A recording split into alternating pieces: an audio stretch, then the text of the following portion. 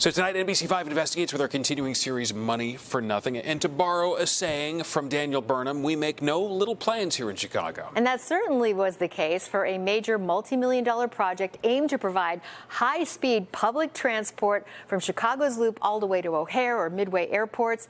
Our NBC5 investigative team has been following this saga for years now. And tonight, our Bennett Haeberle gives us a very expensive update. A typical day in Chicago's Loop. But these folks on State Street likely don't know they're walking on top of a vast underground government structure, the size of a football field. NBC5 Investigates first told you about it 10 years ago. Far below the atrium offices and shopping mall, below the pedway underneath, beneath even the subways below. A sleek new superstation designed to whisk people on high-speed trains to Chicago's airports.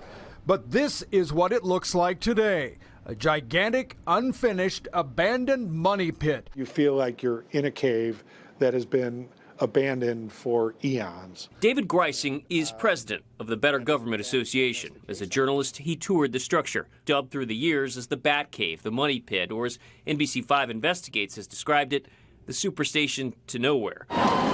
The idea was sparked 20 years ago when the city approved construction of this building on a prime loop lot which had remained vacant for decades. Why not build a giant station underneath? NBC5 Investigates found that taxpayers paid more than $400 million for the construction costs, plus interest on the bonds issued to build it. And that was just for the station.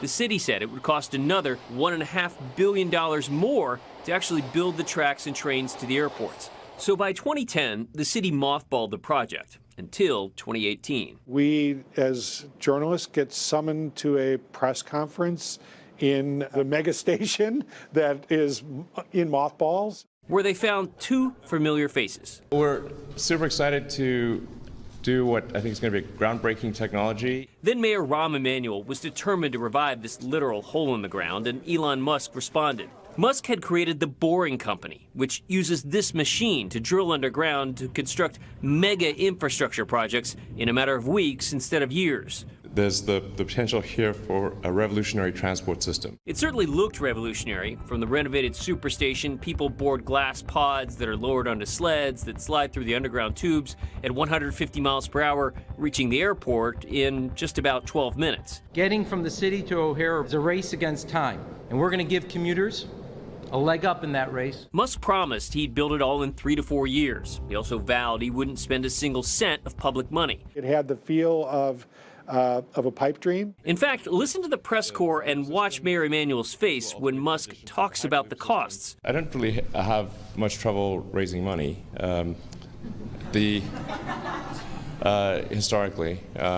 As it turned out, Mayor Emanuel's successors had no interest in the project, and Musk himself quickly moved on to other things, like buying Twitter and advising President Trump. While here in Chicago, the padlocks and mothballs are back in place, with no future in sight. We may still owe money on this superstation. The city used federal grants to pay off the loans taken out to build it. But the U.S. government specified that the building must eventually be used for transportation. And if it isn't, the government reserves the right to claw that money back. To date, however, no one has come asking for a payback. Bennett Haeberle, NBC5 Investigates.